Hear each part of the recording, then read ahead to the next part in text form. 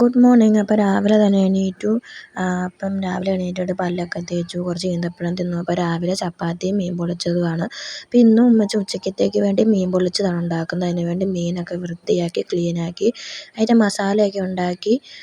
ഇതിൻ്റെ മസാലയാണ് മീൻ കുറച്ച് ഷാലോ ഫ്രൈ പോലെ പൊരിച്ചെടുക്കണം.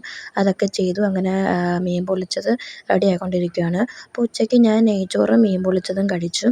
അങ്ങനെ ഉമ്മച്ചി ഉച്ചയൊക്കെ ആയപ്പോൾ തുണിയൊക്കെ അലക്കി. പിന്നെ കുറച്ച് ലോലിക്ക ഉണ്ടായിരുന്നു, അപ്പോൾ അതൊക്കെ ഉപ്പിലിട്ടു.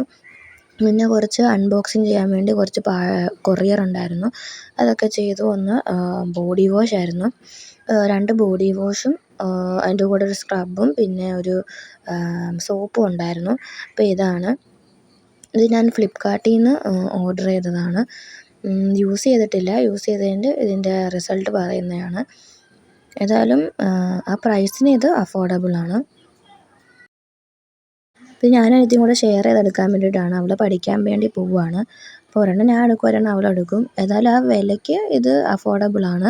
ഇനി രണ്ടാമത്തെ കൊറിയർ എന്ന് പറയുന്നത് ടേബിൾ ക്ലോത്താണ്. ശരിക്കും ഞങ്ങൾ തോർത്താണ് ഓർഡർ ചെയ്തത്, പക്ഷെ വന്നത് ടേബിൾ ക്ലോത്ത് ആയിപ്പോയി. ഏതായാലും അത് അത്യാവശ്യം എണ്ണം ഉണ്ടായിരുന്നു. ഞങ്ങൾ റിട്ടേൺ അയക്കാൻ വേണ്ടിയിട്ടായിരുന്നത്.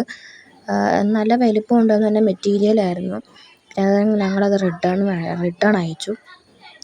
അപ്പോൾ ഇന്നത്തേക്ക് ഇത്രയേ ഉള്ളൂ വീഡിയോ. ഇനി അടുത്ത വീഡിയോയുമായി അടുത്ത ദിവസം കാണാം. Tata, bye bye.